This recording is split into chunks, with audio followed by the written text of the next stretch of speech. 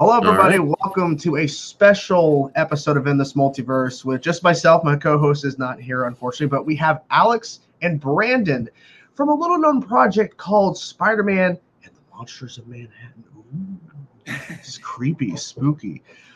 First of all, I've been following you guys for quite some time on Instagram. Came across you guys with your project. I think you were filming at the time. Like, this is really cool. Okay, cool.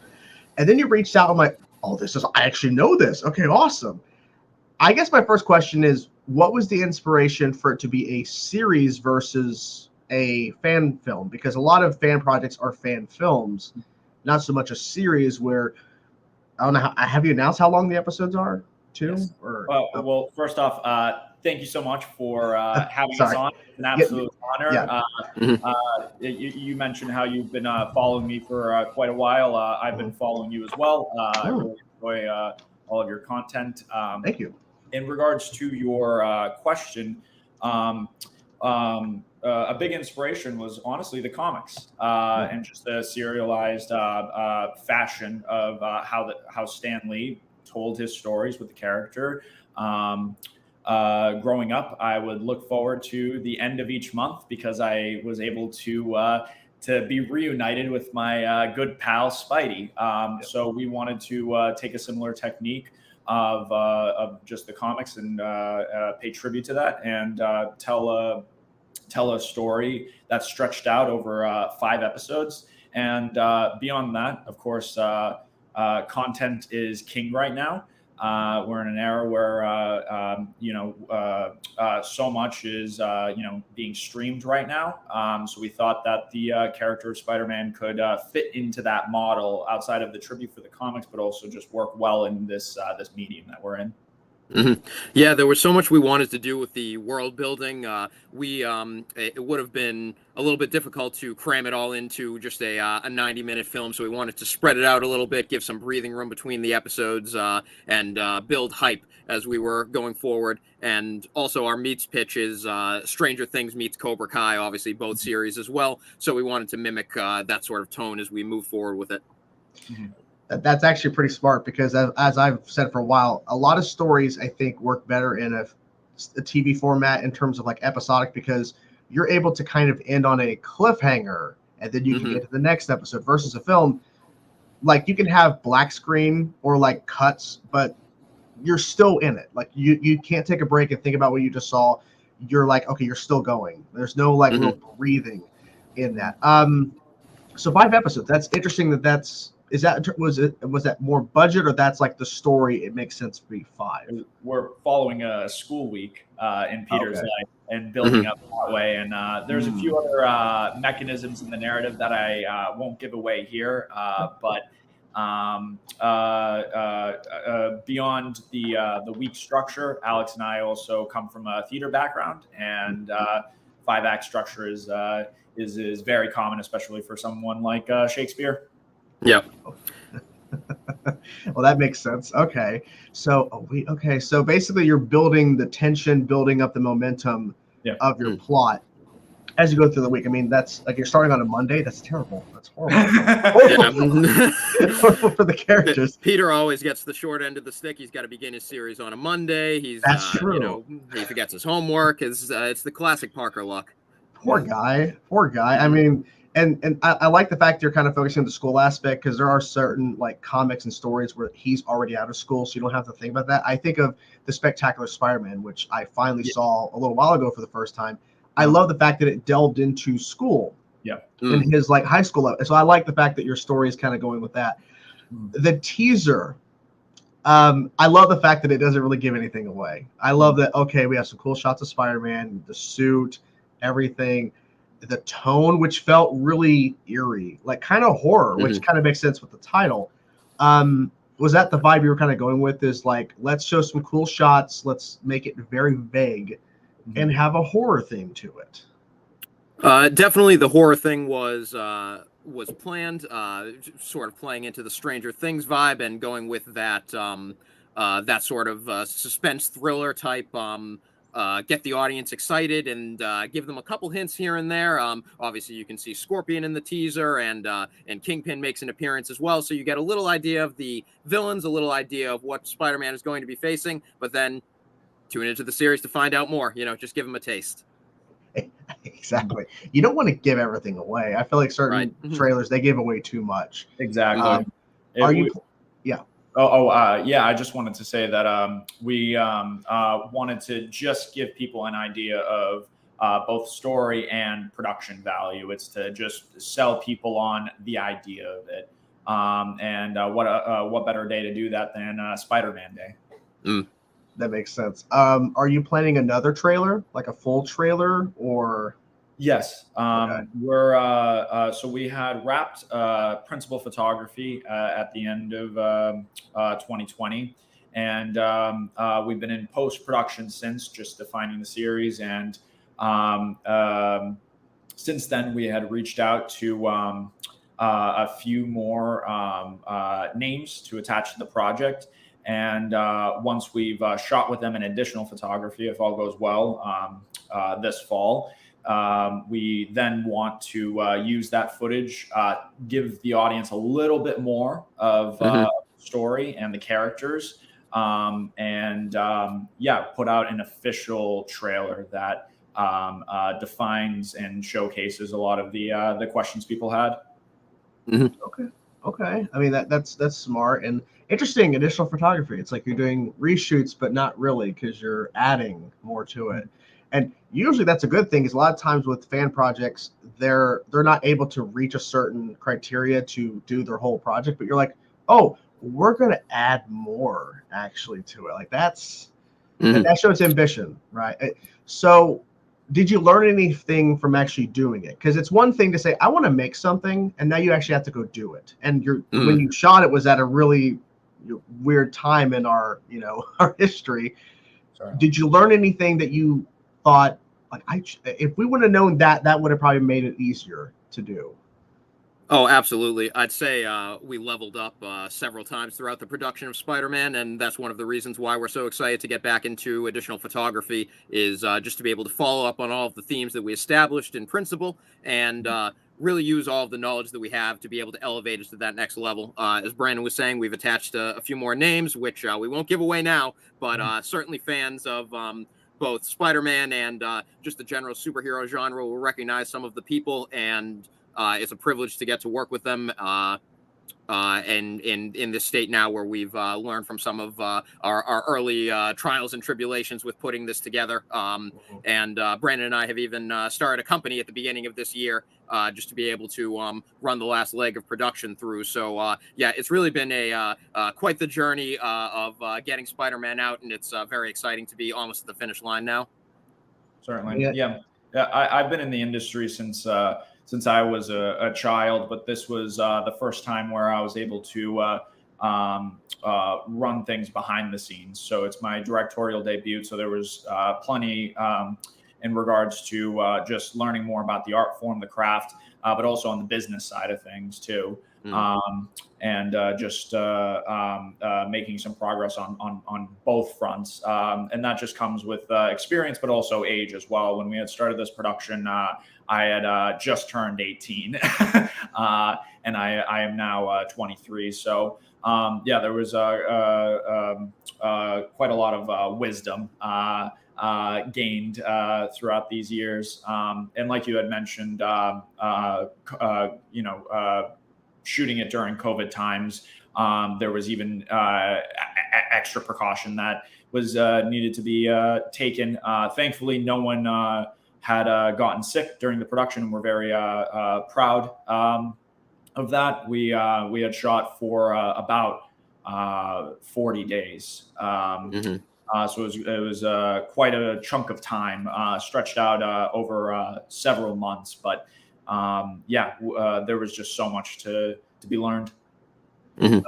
Yeah, that's good, because like me and friends of mine back in the day, we made Star Wars fan films, and that is a daunting task when you realize, oh, this is kind of simple during the production, but in post, oh, you have to add all the lightsabers in. Okay, well, that was all fun. Now we actually have to go in and do all this extra work. I'm guessing that was the biggest daunting thing, is the CGI in post, I would think.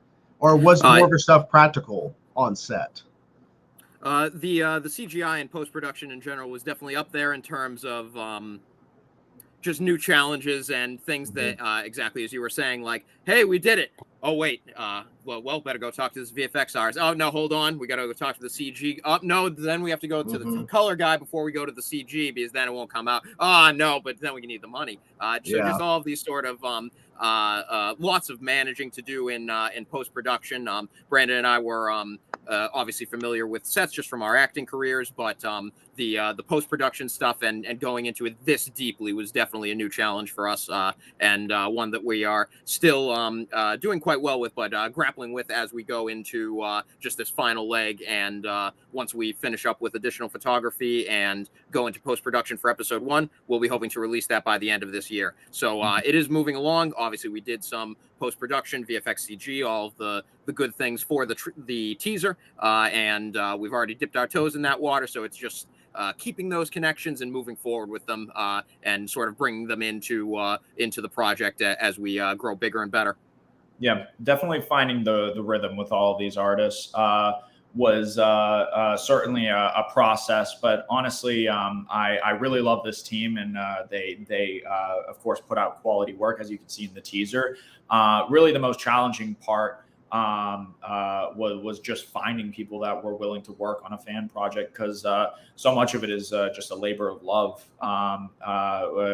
We've had to donate so many hours to making this happen, and while juggling jobs and all, and for some of us school as well. So there, it just like Peter Parker, he's trying to balance his life. We're struggling with some of the same things with this passion project. But I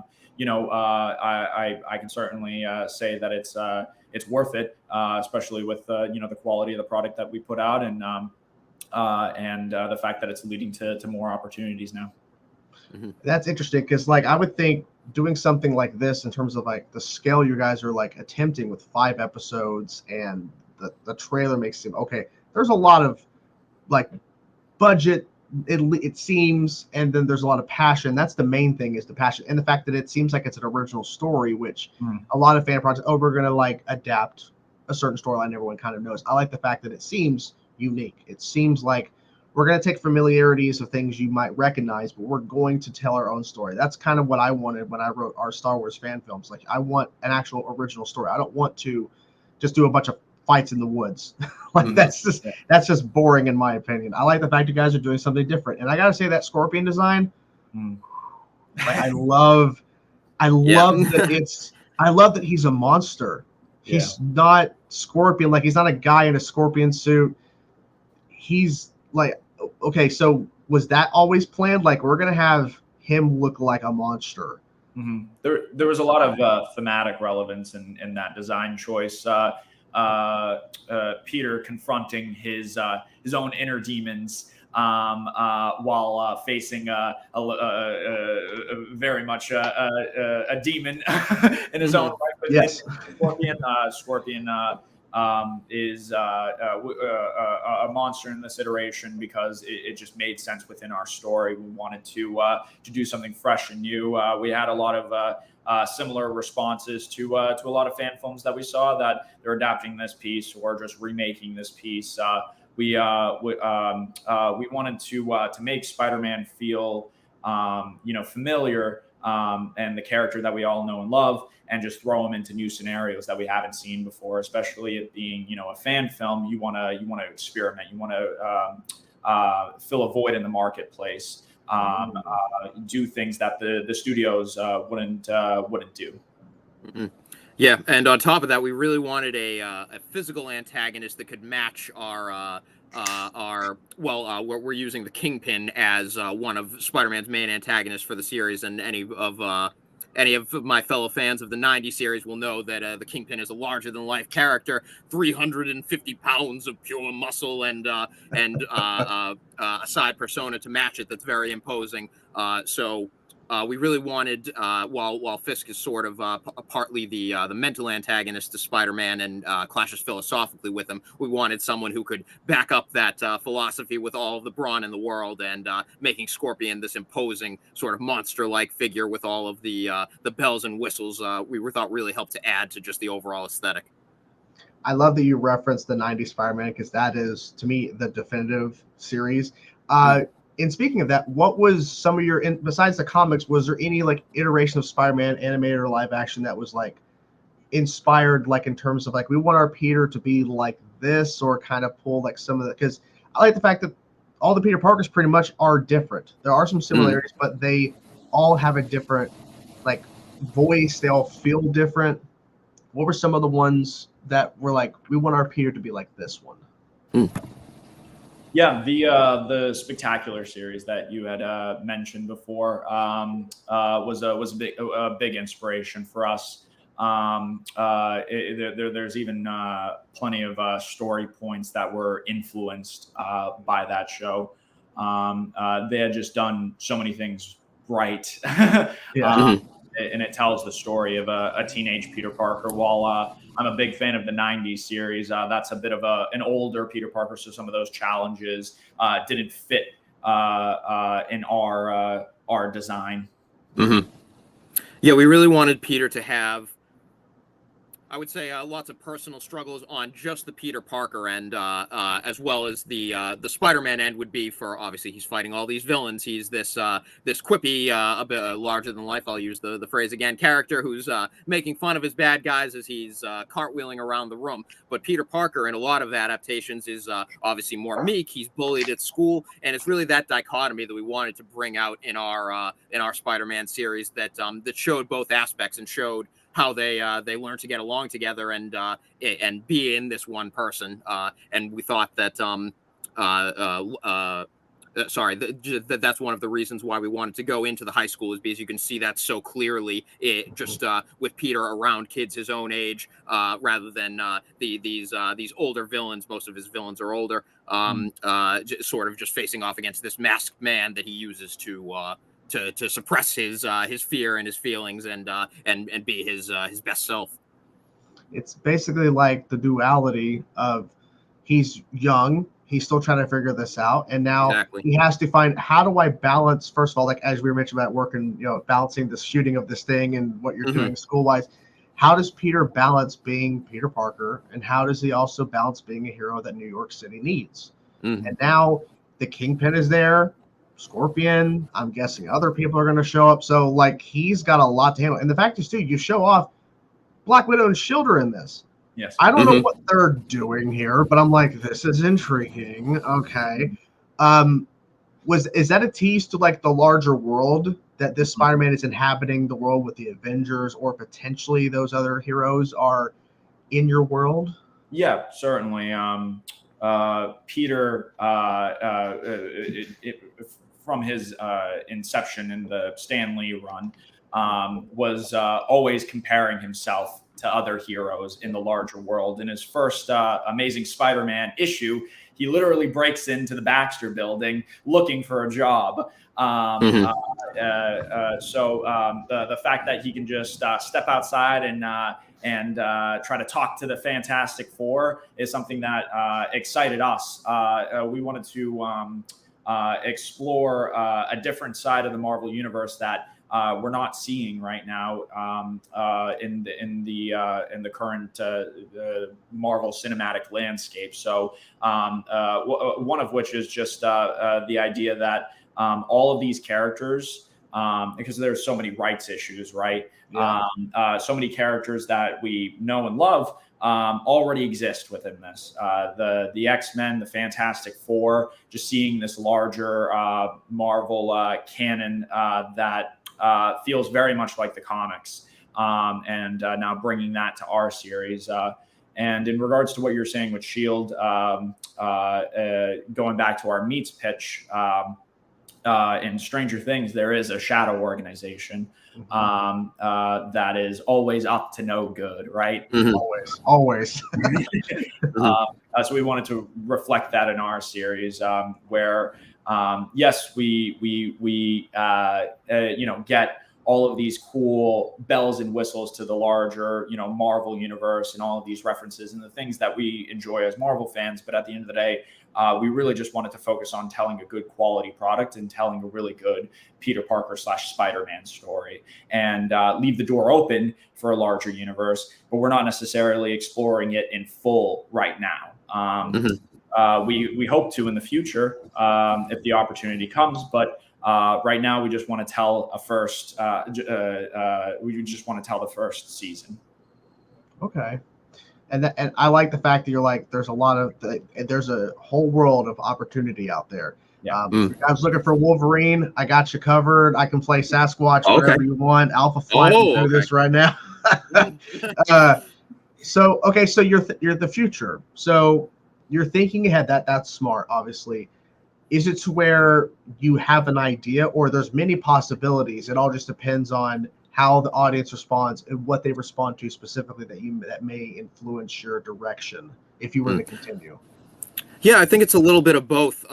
We certainly want to be giving our audience and the fans the content that they want. We want to explore avenues that they're interested in, but by the same token, I think that we could write a whole second series of the ideas that Brandon and I discounted and said, this just wouldn't work here. It's too big for the universe.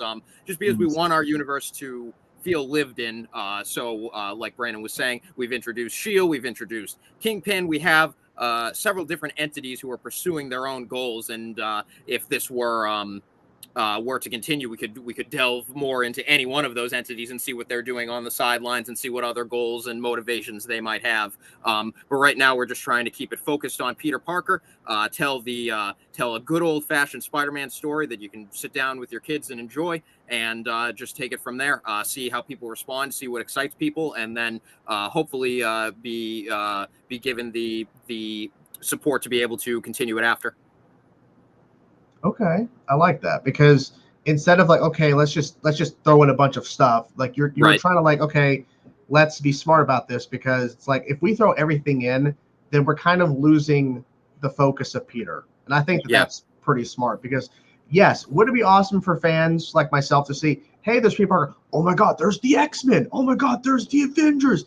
And then it's like, this is a Spider-Man story, and now it's become your Marvel Cinematic Universe story. And you lose the focus of like, well, what about that kid who's still kind of struggling with things, and there's a scorpion monster in the sewers or whatever? It's like, what about that? Yeah. That's smart. Was it difficult to cut things? I'm assuming it was. When you we have this idea, because I same boat. When I was writing my stuff, I'm like, this would be awesome, but we can't do it. We can't do it now. Let's hold it off. I'm guessing it was a struggle to decide what do we keep and what do we push to potentially a second season or something else.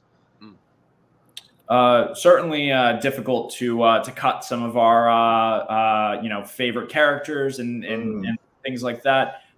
It'll always come back to story at the end of the day. That's what we care about the most. Quality over quantity is a priority of ours. So we want to make sure that beyond just telling a good story, that on the business side of things, that this is a good portfolio piece that we can show that we're capable of telling a story without getting distracted by all of these elements. While we're comic book fans, we're also filmmakers. And we want this to hopefully be a vehicle for exposure for us in the future, to lead to more opportunities where we can tell original tales and things that are outside of the Marvel realm. Yeah, it's actually one of the advantages of starting with a Spider-Man film, because you have built in sort of an audience who's already familiar with him, and we've been fortunate enough to meet a lot of creatives who are very passionate about telling the story, about telling a story with Spider-Man and these characters that they love. It's just been a lot easier than say we were writing a story of, hey, this is Manhattan Boy. He's got some problems and he goes to school and gets bullied, but then he steps out and he's better. Sure, it would be virtually the same story if we did it right, but it would miss all that rich history that has been established in the Marvel universe, and we certainly would have missed out on working with some people who were able to take a step in and believe in us just because they knew that we had passion for this idea, and they knew that we had passion for these characters that they loved, and they share that passion as well. So are you here to announce Manhattan Boy is happening? I would love to see whatever that is. I would love to see what if is the he fans doing. want it. Yeah, well, Can Manhattan Boy be a main character in season 2? I would love to see what is he up to. Is he a villain? Could he be? Maybe. Is he an anti-hero? Like you don't know. Now you're talking. He's Now kind of like you're really thinking. he's like Black Cat. You don't know. Like, should we trust Manhattan Boy? What is he been doing? What does he do when Peter's not around? What's happening? That's right. So you talked original films or original stories at least, and I love the fact that you guys really focus on story, because that's something I feel like some creatives, they just kind of lose track of that. They're like the big spectacle. They're not thinking about the actual story, because that's the most important thing. You can have the most amazing visuals of all time, but if you're not giving us actual story that makes me care, I'm lost. Like I can't connect to it. So when it comes to original ideas, are you guys thinking more in the realm of what you're kind of doing with the Spider-Man story in terms of drama, horror aspect, or maybe you guys thinking something outside of the box, comedy or a musical? I don't know. Like, is there ideas on what those original stories could be? Certainly. There's a lot of factors outside of genre and what we would like to say. A good portion of it is budget and seeing what's affordable at the time. So really, that's going to be an endeavor for the future. But we're not closing the door on any opportunities. Alex and I, every time that we meet each other, have a cool new idea that we're pitching to each other. So really, it's just we're focused right now on just completing Spider-Man and getting that into a really good place, and then we can move on to other concepts that our production house can produce. Yeah, and it's another good reason or another advantage of having done Spider-Man, because we're hoping to bring a lot of the creatives that we've worked with here and onto future projects. We've just met so many people, both in the acting realm and the post-production realm, just all around the industry that we've had the pleasure of working with, and we want them to be in future projects of ours, so we can sort of build our own network. We have the production company, we have some ideas, and we have the people who are passionate about doing it. Now all we need is A, Spider-Man out, and B, the time to put pen to paper and get some great footage. Yeah, honestly, we built a really good family unit that we can bring on to other projects. Honestly, I'm fortunate enough to say that a lot of the heroes that I looked up to as a kid are now friends of mine. Danny Shepard, I adored his work on Ismok, and he's going to be collaborating with us on this series. And just the fact that he's a text away and he's willing to give me, a helping hand whenever needed. There's just so many incredible, generous people that we've met through the fan film community that we would have never had the opportunity to if we had not made Spider-Man. So while there is no ROI for Spider-Man in the general sense, right? We can't profit off of it because it is a nonprofit project by fans for fans. It's a labor of love. We really use this as a testing ground to find our way as filmmakers and to meet all of these incredible people. That is really just the true ROI here. That's just an incredible team that you can't pay for. That is experience, and the fact that we got to roll up our sleeves and work with these people, that's just something that you can really never gain anywhere else. Yeah, absolutely. The journey does not end with the Spider-Man series coming out. Me and Brandon are going to be working on new projects and putting out more content, even leading up to the Spider-Man series, and especially in its aftermath, just to continue doing what we love. It really is our passion to be filmmakers and actors as well. So we want to continue that. We want to continue working with these people we've established these great connections with, and we want to bring them up with us. That's what we say to a lot of new artists that obviously we neither of us are Brad Pitt or Christopher Nolan yet, but we want to rise up the ranks and get into these bigger budget films and just keep creating things that we're passionate about. And that's pretty good that you built that you built like a whole team and people you can rely on and that want to work with you guys. That's very important because you need people that are willing to put in the effort. Because if you're constantly having to try to find new people, then you don't know how that's going to gel on set. You don't know how that's going to work in post. So that's very smart. I'm just gonna play dumb for a second. Who has all been confirmed for the project so far in terms of characters? Who's all been confirmed? Oh, I'm gonna let Brandon take that one. I might slip and say someone. Because you guys Brandon knows who we can say. Yeah, like who's confirmed? Because you said there was characters that were cut. Sure. Characters that were cut on the page, right? Just recently with our additional photography script, we had to make a few cuts, which definitely saddened me as a comic book fan. But like I said, story first. But to answer your question, Tatiana Neva, who you saw in the teaser, is reprising her role as Black Widow. She's known for her Bat in the Sun work. Yes. So she's doing some incredible work with us there. Danny Shepard is coming on as Tony Stark, Iron Man, and has a very interesting role there. William Schufelt from Nickelodeon and Power Ranger fame is coming on as Johnny Storm. So I'll leave it at that with those three. There's quite a few other characters and influencer cameos, but I'll give you a strong three. Yeah, perfect. Okay, Tony, Black Widow. Okay, all right. You're definitely expanding your world there. Is Aunt May in this movie show? Yes, of course. Yeah, a lot of our core leads are reoccurring. Are unknowns. Not to the same extent as like a Danny Shepard. We really wanted to find people that can inhabit the role and make it their own.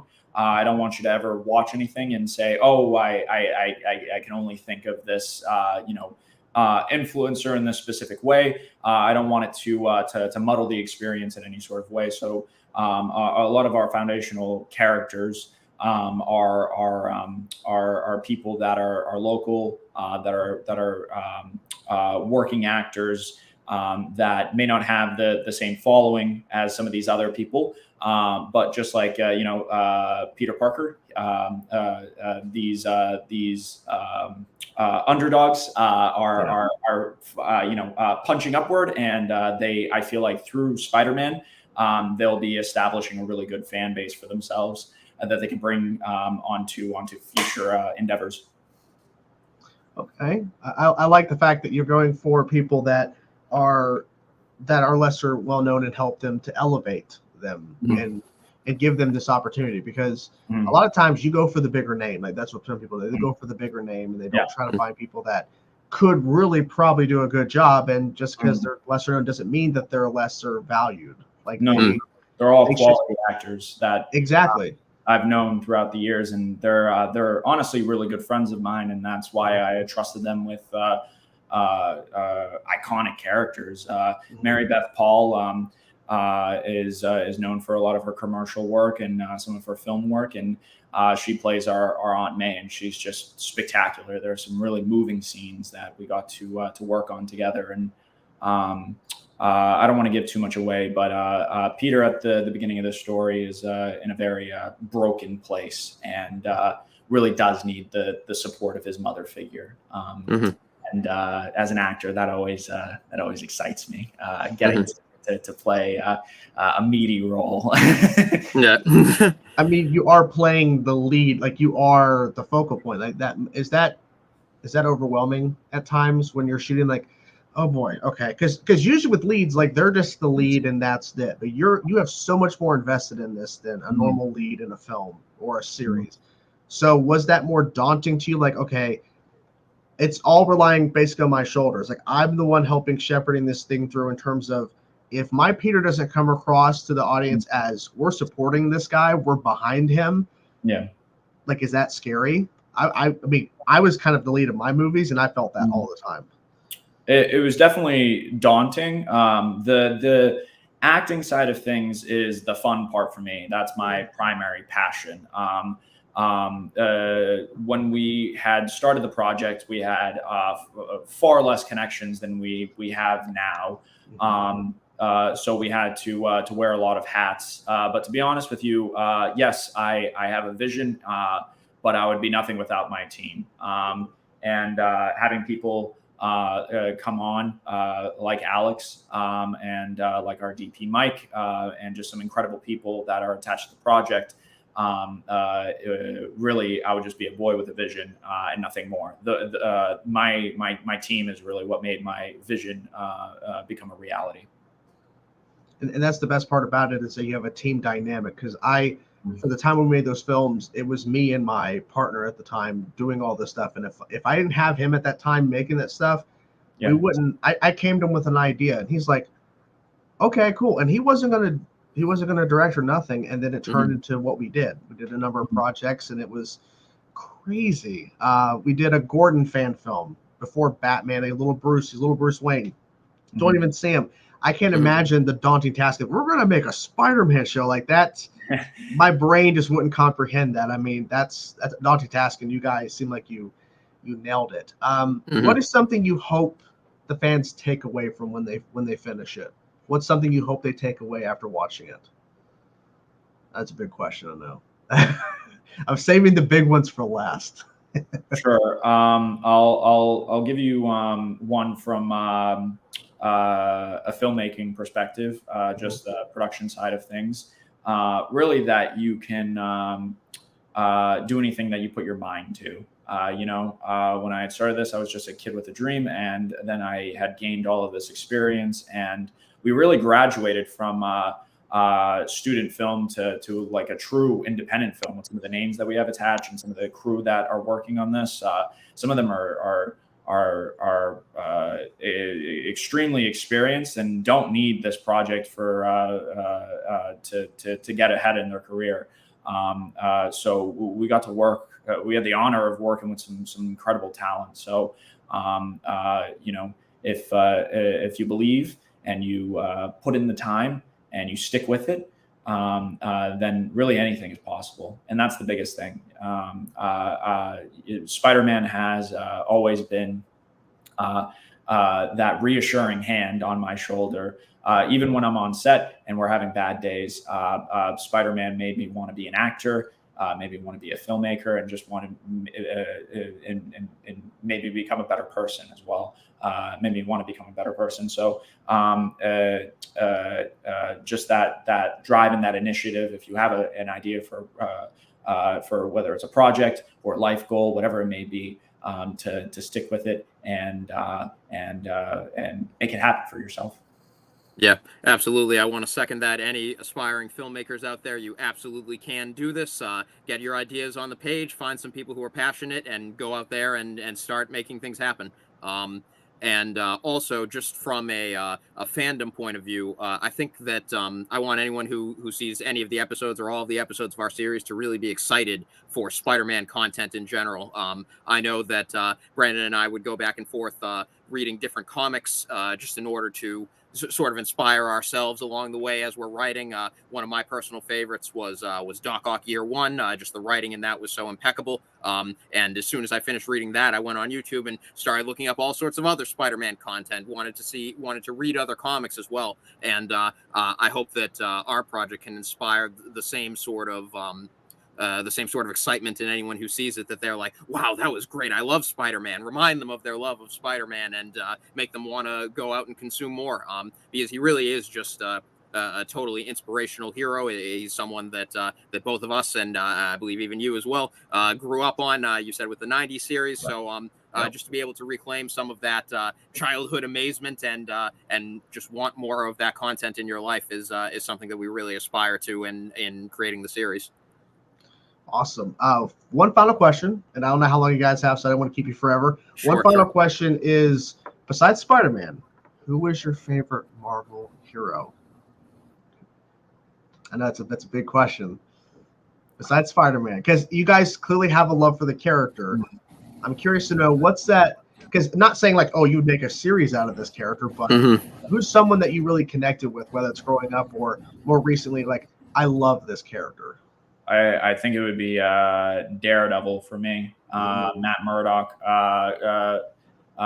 being a Catholic myself, a lot of his stories had resonated with me throughout the years. His stories really helped me through some dark times. So yeah, I think he would be next on my list. I will not steal Brandon's Daredevil, though I was tempted to. I will say Iron Man, and I must admit I'm certainly spoiled by RDJ's performance, but I have read some Iron Man comics, and I felt like despite his the fact that he was never dealing with many financial problems, except for when he was losing his company, he always had a lot of like personal turmoil that he sort of had to keep to himself, and amidst that iron exterior, and I just thought that he had a lot of just great storylines that were just interesting to read, got me excited to read more Marvel content, and yeah, he was just one of my favorite heroes growing up. Awesome. Well, thank you guys so much for being here. Let everyone know where they can find you, and once again, when is the first episode dropping? Sure. For me as an actor, on all platforms, you can find me at _Brandon Mello. And in regards to the series, we have a landing page, monstersofmanhattan.net. So you can find the teaser there. You can find our Indiegogo, and then inevitably in the future, you'll find our episodes there as well. Yeah, and if you want to find me personally, I'm _Mr. Scones on TikTok, Instagram, most platforms, and definitely keep up to date with the Instagram. We are hoping to drop the first episode at the end of this year, but you will have the most up-to-date information on all of that by just staying up to date on our YouTube and our Instagram through the landing page. And I'll make sure to link that, of course, in the description. After we're done here, I'll go back and add their socials so you guys can go follow them. Thank you guys so much for being here and chatting with me, and we're going to call it quits. Bye, everybody. Yeah. Thank you so much for your time. Great talking. Of course.